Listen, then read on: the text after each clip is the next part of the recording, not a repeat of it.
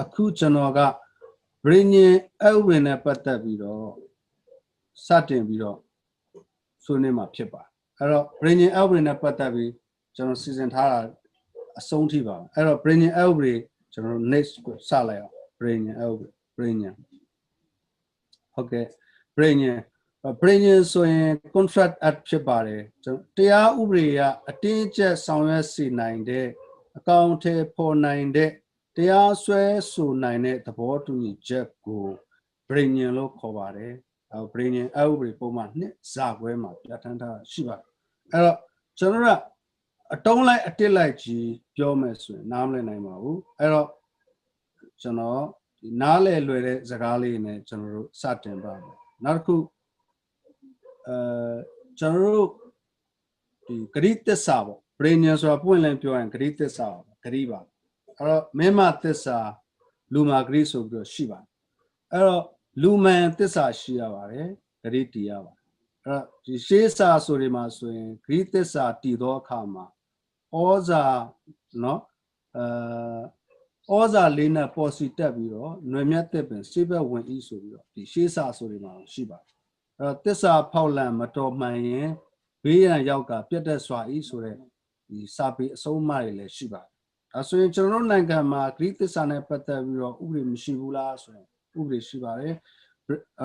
အလွယ်ဆိုရင်ကျွန်တော်တို့ brain အဥပဒေပုံမှန်1ကနေ238အထိကိုအကျက်တဝင့်ပြဋ္ဌာန်းထားတာကိုတွေ့ရပါတယ်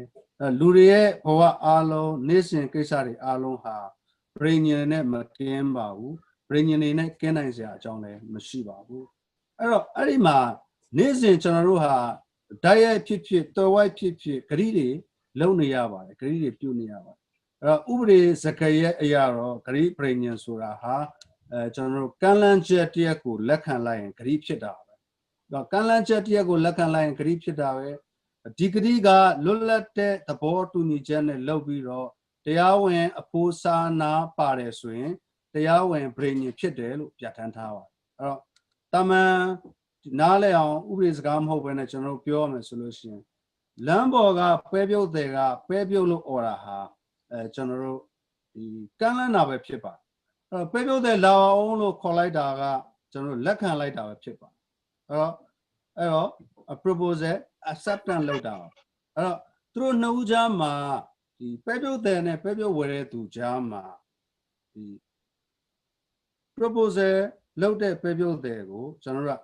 လောင်းဟဲဆိုပြီးခေါ်လိုက်တာ acceptance လုပ်တဲ့လက်ခံချက်ပါအဲ့တော့သူတို့ရဲ့ပဲပြုတ်တဲ့နဲ့ပဲပြုတ်ဝယ်တဲ့သူနှစ်ယောက်အကြားမှာဂရိတရဖြစ်သွားပါ promise ပေါ့အဲ့တော့ဥပဒေတရအရာဂရိတရဖြစ်သွားတယ်အဲ့တော့ပဲပြုတ်တဲ့ရောက်လာပြီးမှအပျော်ခေါ်တာဝယ်မလို့မဟုတ်ဘူးလို့ပြောရင် brain ချိုးဖောက်တာ breach လုပ်တာအဲ့တော့ brain ချိုးဖောက်ရင်ဘာဖြစ်မလဲဆိုတော့ပြစ်ဒဏ်ကတော့အလေးနဲ့ထုခံနိုင်ပါတယ်နော်သဘောတရားပေါ့အဲ့တော့ကျွန်တော်တို့ကဘတ်စကားမှတ်တိုင်မှာတွားရတယ်ဘတ်စကားမှတ်တိုင်မှာတွားရပြီးတော့အရင်ခေတ်ကဆိုရင်ပေါ့ရန်ကုန်ပေါ့စူးလေပေါ့နော်ကျွန်တော်ကားမှတ်တိုင်မှာတွားရတယ်ကျွန်တော်ကားမှတ်တိုင်မှာတွားရပြီးတော့ဘတ်စကားကိုတားပြီးတော့တက်လိုက်ပြီးမှမဟုတ်ဘူးနော်အလကားစီးလို့ရမလားဆိုပြီးလိုက်လာတယ်ဆိုရင်ဒါ brain ချိုးဖောက်တာအဲ့တော့ brain ချိုးဖောက်တာအဲ့တော့ပြစ်ဒဏ်အနေနဲ့ brain ချိုးဖောက်ခြင်းဖြစ်တဲ့အတွက်ပြစ်ဒဏ်အနေနဲ့ကားပေါ်ကန်ချနိုင်တဲ့အနေအထားမျိုးရှိပါတယ်အဲ့တော့အိမ်တလုံးကိုလာက2သိန်းနော်ဒါမှမဟုတ်3နှစ်လာက9သိန်းနဲ့3နှစ်5မယ်ဆိုတာကမ်းလှမ်းတာဒီလိုကိစ္စတွေမှာတော့ကျွန်တော်တို့စာချုပ်စာတမ်းတွေပါလာပါလိမ့်မယ်ဒါလည်းဂရိ brain ပြုတာပါပဲအဲ့တော့ main ကလေးတယောက်ကိုယောက်ျားလေးတယောက်ကဝါမဝင်ခင်မှာလက်ထပ်ပါမယ်ဆိုပြီးဂရိပြုတယ်ပြီးလဲပြီးကြတော့မယူတော့ဘူးပေါ့အဲ့တော့လူသိရှင်ကြားတွဲလာတာတွေလုပ်တယ်လက်ထက်ယူပါလို့ပြောတဲ့ခါကျတော့ကောင်လေးကမယူတော့ဘူးအဲ့တော့သူတို့ကြားမှာဝါမဝင်ခင်လက်ထပ်ပါမယ်ဆိုတဲ့ဂရိ brain ရှိပါတယ်အဲ့တော့ကောင်လေးကမယူတော့ဘူးဆိုတာဂရိကိုချိုးဖောက်လိုက်တာအဲ့တော့ဂရိကိုချိုးဖောက်လိုက်တာဖြစ်တဲ့အတွက်ဘာဖြစ်သွားနိုင်လဲဆိုတော့ကာမလိမ်လည်မှုအရာကောင်လေးဟာရာဇကြီးဥပဒေပေါ်မှာ4-1 ခွန်ရတရားစွဲခံရနိုင်တယ်လို့ကျွန်တော်တရားမှာကြောင်းရတရားစွဲဆိုပြီးတော့ကျွန်တော် top ရပေါ့နစ်နာကြီးတောင်းတဲ့အခါမှာဆိုရင်လေကောင်လေးကရော်ကြီးတွေအများကြီးပေးနိုင်ရတဲ့အနေအထားမျိုးဖြစ်ပါတယ် ဒါဟာဘာလဲဆိုရင်ဂရိသစ္စာချိုးဖောက်မှုကြောင့်ဖြစ်ပေါ်လာတဲ့ကိစ္စတွေပဲဖြစ်ပါတယ်အဲ့တော့ကျွန်တော်လူသားတွေပေါ်ပေါက်လာတယ်နော်တစ်ဖွဲ့အဖွဲ့အစည်းတွေဖြစ်လာတယ်အသင်းအဖွဲ့တွေဖြစ်လာတယ်ကုသရောက်ဝယ်မှုတွေလှုပ်လာတယ်ဆောင်ရွက်ချက်တွေလှုပ်လာတဲ့အခါမှာ brain ဟာမပါမဖြစ်ဂရိသစ္စာမပါမဖြစ်မရှိမဖြစ်ကိစ္စတွေမှာပါဝင်လာတဲ့အချက်တည်းဖြစ်လာအဲ့တော့လူသားဆိုတော့လူသားလို့ပြောရင်ကျွန်တော်လူတယောက်တည်းကိုပဲကြည့်လို့မရပါဘူးကျွန်တော်လည်းလူတယောက်ပါဆိုတော့ဒေါ်သူဇန်လည်းလူတယောက်ပေါ့တိုးတော့ SPLG ကလည်းကုမ္ပဏီအနေနဲ့ရှိတဲ့အတွက် SPLG ကလည်းဥပဒေရလူသားတယောက်ဖြစ်ပါအဲ့တော့ဥပဒေရတာမန်လူသားရဲ့ဥပဒေရ legal person လူသားရဆိုလို့ရှိပါတယ်အဲ့တော့ဥပဒေရတည်ထောင်ထားတဲ့ကုမ္ပဏီတွေအစုဆက်လုပ်ငန်းတွေ corporation တွေအစိုးရတွေကလည်းလူသားတွေပဲဖြစ်ပါဒါကြောင့်မလို့ကျွန်တော်တို့ကတရားစွဲတဲ့အခါမှာအစိုးရကိုတရားစွဲရဆိုရင်အစိုးရအဖွဲ့ကိုစွဲရပါအဲ့တော့ corporation ကိုတရားစွဲရင် corporation ကိုပဲစွဲရတယ်အစုဆက်ကိုစွဲရင်အစုဆက်ကိုစွဲတယ်ကုမ္ပဏီကိုစွဲရင်ကုမ္ပဏီကိုပဲစွဲရပါလူချင်းစွဲတာမဟုတ်ပါဘူးလူချင်းစွဲတာကဥပဒေအရသတ်မှတ်ထားတဲ့လူရှိသလိုကျွန်တော်တို့တဘာဝတရားအရာရှိတဲ့လူဆိုတာလည်းရှိပါဒါကတော့တစ်ပိုင်းဖြစ်ပါအဲ့တော့ဒီလူတွေကြားမှာဆက်ဆံလောက်ကန်ဆောင်ရွက်ကြရင်နဲ့ဂရိတွေပေါ်ပေါက်လာတယ်နေထိုင်ရေးစားရေးတောက်ရေးတွားရေးလာရေးတော်ရန်တရိษံအမဲလိုက်ရေးတွားရေးလာရေးရောင်းဝယ်ရေးကိစ္စတွေမှာဂရိပုတ်တွေရှိလာအဲ့တော့ဂရိတွေမှာအတိလင်းဂရိရှိတယ်တွယ်ဝိုက်ပြီးတော့ရှိတဲ့ဂရိဆိုတာလည်းရှိပါတယ်အဲ့တော့ဂရိနှစ်မျိုးလို့ကျွန်တော်လောလောဆယ်မှတ်သားထားရအောင်ဓာတ်ရိုက်ဂရိနဲ့တွယ်ဝိုက်ဂရိကျွန်တော်ပြောကြည့်ရအောင်ကျွန်တော်အတိလင်းဂရိဆိုလို့ရှိရင်ကျွန်တော်ရဲ့ကားကို3,500နဲ့ရောင်းမယ်လို့ကျွန်တော်ပြောတယ်ဟိုဘက်ဝယ်မယ်ဗျာဆိုရင်ဒါအတိလဲမယ်နောက်တစ်ခုကတော့ကျွန်တော်ရဲ့ခွေးပေါက်လေးကိုအရက်ပလင်းနဲ့ရက်9လုံးနဲ့လဲမယ်အဲ့တော့တစ်ဖက်ကနေတော့ရော့အရက်ပလင်းရော့ခွေးရော့အရက်ပလင်းရော့ခွေးဒါဆိုရင်လည်းအတိလင်းဂရိပဲနောက်တစ်ခုကကျွန်တော်တို့ဒီမင်္ဂလာဆောင်နေမှာပေါ့နော်ကျွန်တော်တရားရုံးနေမှာမင်္ဂလာဆောင်ကြတယ်ဆိုတော့မိန်းကလေးနဲ့ယောက်ျားလေးမင်္ဂလာဆောင်တဲ့အခါမှာကျွန်တော်တို့ကျမတို့ဒီယနေ့မှစရအကျင့်လင်များအဖြစ်အတူပေါင်းတဲ့နေထိုင်ကြရန်ဂရိသစ္စာပြုပါသည်အဲ့ကောင်သွားပြီအိမ်ထောင်တစ်သက်လွတ်ရမရှိတော့နော်အဲ့တော့ဒါတွေကအတိလင်းဂရိတွေဖြစ်ပါတယ်ဒါဆိုရင်ကျွန်တော်တော်ဝိုက်ဂရိတွေရောမရှိဘူးလားတွယ်ဝိုက်သဘောတက်ရောက်တဲ့ဂရိတွေလည်းရှိပါတယ်တွယ်ဝိုက်သဘောတက်ရောက်တဲ့ဂရိတွေဆိုရင်ကျွန်တော်တို့လက်ဖေးဆိုင်မှာကောင်းလေးကျွန်တော်တို့ဘာလို့ခေါ်လဲညများသွားလို့တန်မယာပေါ့ဘာလို့ခေါ်လဲblack coffee ဟုတ်တယ် black coffee ပေါ့ဗျာblack coffee တစ်ခွက်ပေးပါဆိုရင်ဒါဒီကောင်ညများသွားရင်သို့တော့တွယ်ဝိုက်ပြီးတော့ပြောတာသဘောပေါက်တယ်1D2 ကချက်ကောင်းဆိုရင်သဘောပေါက်ပြီပေါ့ဥပမာပေါ့အဲ့တော့နောက်တစ်ခုကဒီဈေးဆိုင်မှာရောင်းတဲ့ဒီပေါ့အကျော်ဆိုင်ပေါ့အကျော်ဆိုင်တွေကအကျော်ကျွန်တော်တို့ကယူစားလိုက်တယ်ဒါလည်းကျွန်တော်တို့ကတွယ်ဝိုက်တဲ့ဂရိပဲအဖိုးပေးပါမယ်အဖိုးခပေးပါမယ်ဆိုတဲ့အနေအထားမျိုးသဘောပေါက်တက်ရောက်တယ်ပေါ့နော်ဘတ်စကားမှတ်တိုင်မှာကျွန်တော်တို့ကကားပေါ်တက် YPS ကားပေါ်တက်ပြီးတော့တက်ထိုင်ပလိုက်တယ်ဒါလည်းတွယ်ဝိုက်တဲ့ဂရိကဝဲတစ်ခုပဲဖြစ်ပါတယ်အဲ့တော့ဆောင်းကျွန်တော်ရှင်းပြတယ်အတိလင်းဂရိကဝဲနဲ့တွယ်ဝိုက်တဲ့ဂရိကဝဲဆိုဖြစ်ပါတယ်အဲ့တော့ဒီအပြုမှုတွေဟာကြာတဲ့တန်ဖိုးပေးပါမယ်ဆိုတဲ့ဂရိကဝဲတွေပဲဖြစ်ပါတယ်အဲ့တော့လူဖွဲ့စည်းမှာနေထိုင်ပြီးလူတွေနဲ့ဆက်ဆံတဲ့အခါမှာဥပဒေမှာပါတဲ့ဂရိနဲ့ဆိုင်တဲ့အပြဋ္ဌာန်းချက်တွေကိုတည်ထားရမှာဖြစ်ပါတယ်ရှောင်လွဲလို့မရဘူးအဲ့တော့ဒီအကြောင်းကိုပြည်ညင်ဥပဒေမှာ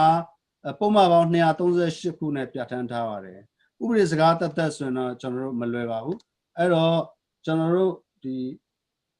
အခြေခံကြတဲ့ကန့်လန့်ခြင်းနဲ့လက်ခံခြင်းအကြောင်းပြောပါမယ်အဲ့တော့ဒီပြည်ညင်ဥပဒေမှာအရင်အရေးကြီးပါတယ်ကန့်လန့်ခြင်းလက်ခံခြင်းပေါ့ဒီမှာလဲဇာတ်လေးလောက်ထားရှိပါတယ်အဲ့တော့ကန့်လန့်ခြင်းလက်ခံခြင်းကိုပြောမယ်ဆိုရင်လူတယောက်ကလူတယောက်ကိုလှုပ်စေခြင်းတဲ့အလုပ်ကိုမလှုပ်စေခြင်းတဲ့အလုပ်ကို အဲ့ဒီလူထံကသဘောတူညီစေဖို့ရည်ရွယ်ပြီးဆက်သွယ်ပြောကြားတာကိုကမ်းလှမ်းတယ်လို့ခေါ်တယ်အဲ့တော့ကမ်းလှမ်းချက်ပါကျွန်တော်တို့ဒီမှာဇာတ်လေးလုပ်ပေးတာကမ်းလှမ်းချက်အဲ့တော့အဲ့ဒီကမ်းလှမ်းချက်ကိုလူတွေကနေ့စဉ်ဓာတ်ရိုက်တွေ့ဝိုက်ပြီးတော့ကမ်းလှမ်းမှုတွေလုပ်ကြပါအဲ့ကမ်းလှမ်းခြင်းဥမာတွေရှိပါတယ်ကျွန်တော်တို့ဈေးထဲမှာနော်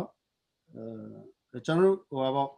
agent ပေါ့အရက် agent မှာအရက်ပလင်းတွေထောင်ထားတယ်ဒါရောင်းချင်လို့ပါအဲ့တော့လမ်းပေါ်မှာပဲပြုတ်တဲ့ရှောက်သွားတယ်ရောင်းချင်လို့ပါအခုဆိုရင်ကျွန်တော်900နဲ့ထမင်းဆိုင်ဖွင့်ထားတာတွေ့ရပါအားလုံးပဲကြားမိပါလိမ့်မယ်အဝအစားထမင်းဆိုင်900ရောင်းဖို့ပါမြေကွက်ရောင်းပြီးစာချိတ်ထားတာ200တဲ့ရောင်းဖို့ပါနောက်တစ်ခုဒီကျွန်တော်မြေကွက်ကို300နဲ့ရောင်းမယ်ခင်ဗျားဝယ်မလားကျွန်တော်ကားကို300နဲ့ရောင်းမယ်ခင်ဗျားဝယ်မလားဒါလည်းရောင်းချင်လို့ပါတော်ဝိုက်ပြီးကျွန်တော်ပြောမှဆိုမဟောတထာကအမရာကိုလက်သီးစုပ်ပြကျွန်တော်မဟောတထာအကြောင်းသင်ဖို့တဲ့လူတွေနားလဲမှာပါနော်အဲ့တော့ဒီလမ်းပေါ်မှာអော်တယ်ပဲပြုတ်ရောင်းချင်လို့ပါအချစ်ရဲ့ခင်ကိုလက်ထပ်ပြရစီကွယ်နော်ချစ်လို့ပေါ့နော်ချစ်လို့ပေါ့အဲ့တော့တက္ကစီကားဂိတ်မှာဒီကားထိုးထားတယ်တက္ကစီဆွဲချင်လို့ပေါ့နောက်တစ်ခုကဒီလေလံပွဲမှာမင်းလေလံဝင်မဆွဲဘူးဆိုရင်မင်းကိုငါ300ပေးမယ်ဒါလည်းကမ်းလှမ်းတာပဲလေနော်ကမ်းလှမ်းတာအဲ့တော့ကြိုက်တာယူတစ်ခု9000စာကတ်ထားမှာနောက်တစ်ခုကျွန်တော်တို့ဟိုပါပေါ့ရှင်းနေရုံကိုင်းတွေမှာနိုင်ခွက်ဆွနေပိုင်တိုင်ပင်က2သိန်းနော်ဒီအထူးကူဆရာဝန်ကြီးကကျွန်တော်တို့စေကန်းကြီးမှာချိတ်ထားတွေးချင်ညနေဘယ်နိုင်ရဘယ်နိုင်ဟောလိုင်းကားလာပြီနော်အိမ်ပေါ်အလိုရှိသည်တို့နော်ဒီပတ်စံရေးကောက်ရတဲ့သူကို3သိန်းစုချမယ်ဒီစေးတောက်ရင်မင်းဒီယောဂပျောက်ကိုပျောက်မပျောက်ရင်မင်းကငါဘလောက်ရောမယ်ဆိုတာမျိုးအဲ့ဒါကဘာလဲဆိုရင်ကမ်းလှမ်းချက်လို့ခေါ်တယ်အဲ့တော့ဒီကမ်းလှမ်းချက်ဆိုတာကိုလှုပ်ချင်တဲ့ကိစ္စကိုဒီမလှုပ်စေချင်တဲ့ကိစ္စဖြစ်လှုပ်စေချင်တဲ့ကိစ္စဖြစ်တစ်ဖက်လူသဘောတူညီအောင်ပြောတာကိုခေါ်တာကိုရောင်းချင်တာစေကူချင်တာဆွေးတိုင်းမင်တာကားငါလိုက်ချင်တာလက်ထက်ချင်တာဒါကမ်းလှမ်းတာပဲအဲ့တော့အဲ့ကမ်းလှမ်းတာနဲ့စပြီးတော့ acceptance ဆိုတာကိုရောက်လာတယ်ဒီမှာဇာတ်ရဲ့အတိုင်းပါပဲလက်ခံခြင်းဆိုတဲ့အပိုင်းကိုရောက်လာပါတယ်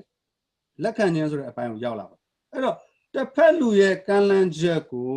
နော်ဒီလက်ခံကြောင်းတစ်ဖက်ကိုနှုတ်စာအမှတ်သားအပြုမှုနဲ့တိတာစေခြင်းလို့တိတာအောင်သင်ရှားစီလို့ရှင်ဒါလက်ခံခြင်းမြောက်ပါတယ်ဒါဥပဒေမှာပြဋ္ဌာန်းထားတဲ့အတိုင်းပဲဖြစ်ပါလက်ခံခြင်း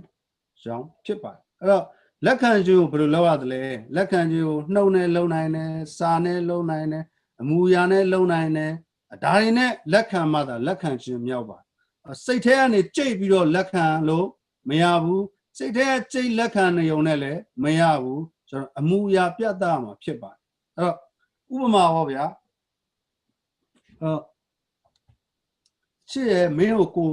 လက်ထပ်ပြရစီဆိုပြီးတော့အပြိုကြီးတယောက်ကမ်းလှမ်းတယ်ပေါ့အရှိဘက်ပဲပြန်သွားကြခင်ကမ်းလှမ်းတယ်ပေါ့အဲ့တော့မိန်းကလေးကဒီစိတ်ထဲမှာ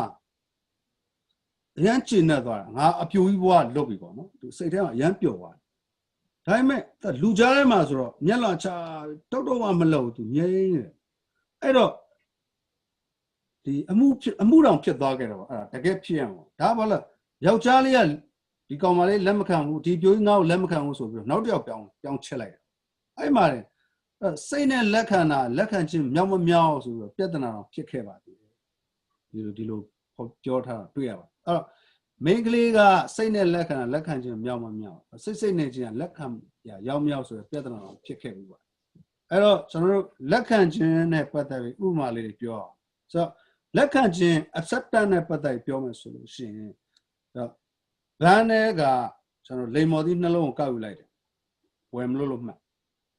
နော်ပဲရုပ်တယ်လာအောင်ဝယ်မယ်လို့မှတ်အရက်ဆိုင်ကကျွန်တော် Asian ကအရက်ပလေးကိုဆွဲယူလိုက်တယ်ဝယ်မယ်လို့မှတ်နော် တက်သားရင်နဲ့တပွဲပိတ်ဝက်သားရင်နဲ့တပွဲပိတ်စားဖို့ဝယ်လို့မှတ်ရော200ပိတ်ကဝယ်လို့မှတ်အဲ့တော့ဝယ်ရန်ဂရိပြုပါတယ်အဲ့ဆွမ်းနာတော့ကျွန်တော်ဥမာပြခဲ့တယ်မဟောတထလက်သီးစုပ်ပြအမရလက်ဝါဖန့်ပြဖြန့်ပြလက်ခံတာဟောသူကင်းပါတယ်အိမ်တော်မရှိအပြိုပါတဲ့ဒါ acceptance ပါပဲเนาะအဲ့တော့မဟောတထလက်သီးစုပ်ပြတာဘာလို့တာလဲကျွန်တော်ကမ်းလန်းတော့မင်းမအိမ်တော်ရှိလားမင်းအပြိုလားဟာအမရာနေပြီးတော့လက်ဝါဖြန့်ပြအိမ်တော်မရှိပါဘူးအပြိုပါရှင်းတဲ့acceptance ပါ acceptance ပါအဲ့တော့ဒီမင်းငါချစ်တယ်ငါ့ကိုနေချစ်မလားကမ်းလန်းတာပေါ့နော်ဟာကောင်မလေးကလည်းကိုကိုသဘောပါရှင်းလှမ်းဖက်လိုက်တယ်ပခုံးကိုဆွဲဖက်လိုက်တယ်ကင်လိုက်တယ်လက်ခံလိုက်တာမဟုတ်ဘူးလားဒီသဘောပါပဲအဲ့တော့ဒီတက္ကစီငှားတယ်ပေါ့တားလိုက်တယ်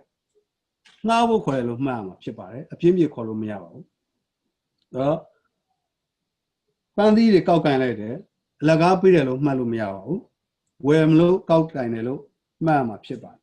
အစ်စ်တွေဘာတွေပေးအောင်လေဗျာဆိုရင်လည်းလက်ခံလိုက်တာဝယ်မလို့မှတ်တယ်လို့မှတ်ရမှာဖြစ်ပါတယ်အဲ့တော့ဆောနာကျွန်တော်ရှေ့မှာပြောခဲ့တယ်ဒီစေးတောက်ရင်မင်းပြောက်မယ်မပြောက်ရင်ဘယ်လောက်လျော့မယ်ကျုပ်အများစေးတောက်တာမပြောက်ဘူးပေးလျော့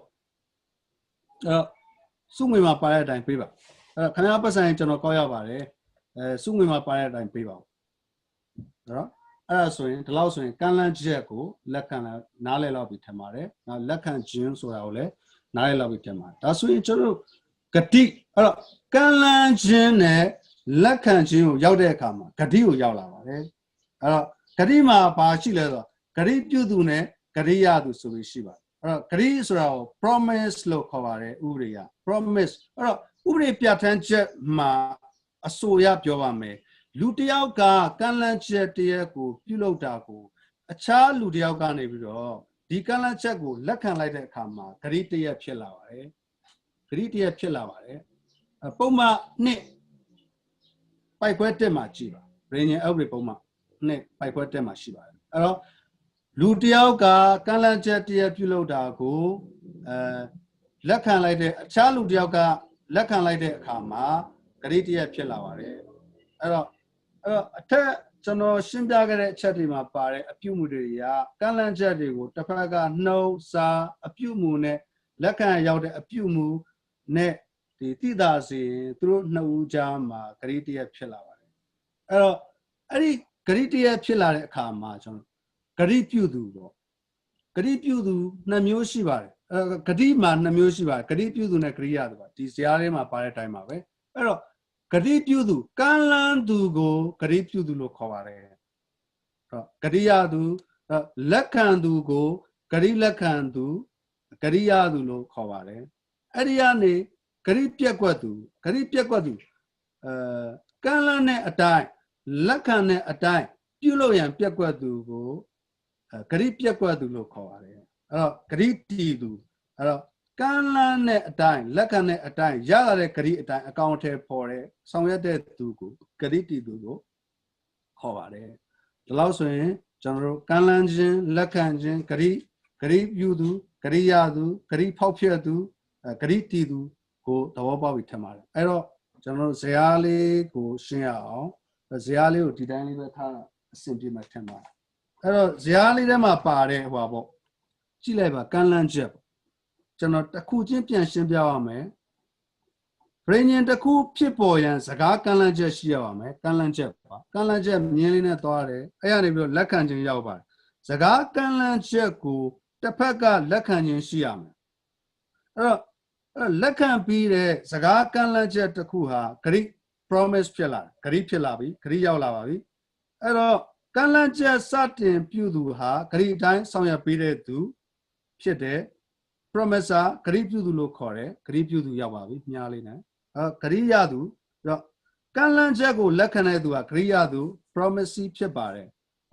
ဂတိရသူဟာဂရိပြုသူကဂရိတိုင်းဆောင်ရွက်ပေးခြင်းကိုလက်ခံရရှိသူဖြစ်ပါတယ် Gadi Nyaha consideration for each other. No? The board is a Gadi ha, Takuna Taku, Apiana, Fosana Pite, Ram Hoye, Garina Ninucha, consideration for each other pin, the board in Jello Kawai. Sawya Sebu at where Urea, a teacher puquin, a tea puquin, machine, the board in Jetty, Piet, the board in Jello Kaware. Sawya Sebu, Urea, a teacher puquin, a tea puquin, she, the board in Jetty, brain yellow Kaware. The board in Jama, Pawendu, the Pagata, bringing Sawya Puloquin Shibiro, Chanta Paga, Puloquin machine, bringing Piet Sinine, bringing low. Kovare.